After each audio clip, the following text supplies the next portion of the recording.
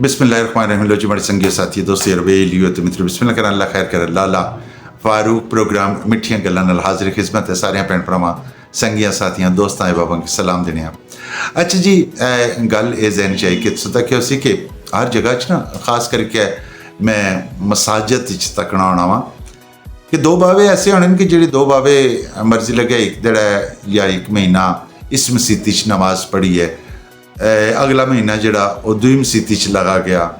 अच्छा, उस तो अगला महीना किसी होर मसीती च लगा गया। अच्छा, उन्हें दोवें बाबे ना कम क्या होना वै। अच्छा जी, जाने साथ पहले पूछसन में गल सुनो, ये कोई केड़ी कोई इत्थै कमेटी है, उसने मैंबर शिंबर केड़े ना, ये पक्खा खराब है तो ये पक्खा नहीं ठीक होना, तो ये गल सुनो, ये फंड साड़ा कुधर जाना।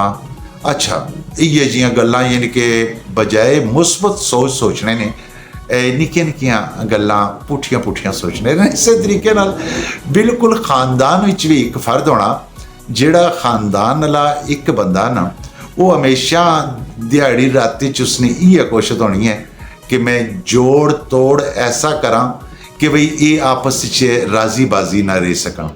जेड़े भी रिश्तेदार हैं ना, उसने हमेशा कोशिश होनी है कि भाई इन्हें रिश्तेदारां की आपस च फोट पवाई के त्रोड़ी रखा, माड़े नाल जिहड़ी है वो सारे नहीं रवे, लेकिन आपस च कुसै नहीं कोई गल बात ना होवे।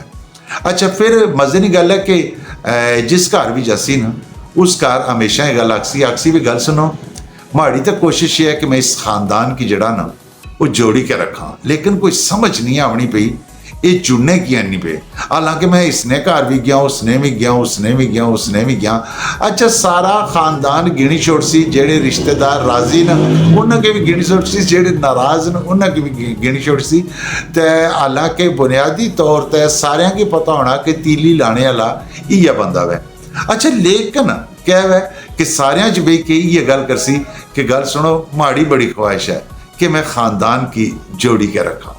खैर, अल्लाह पाक से खुश खुरम रखा है। लाले फारूक की प्रोग्राम मिठियां गल्लां च दियो इजाजत जीने रहा, फिर मलाटियां हसन मुलाकात हसन।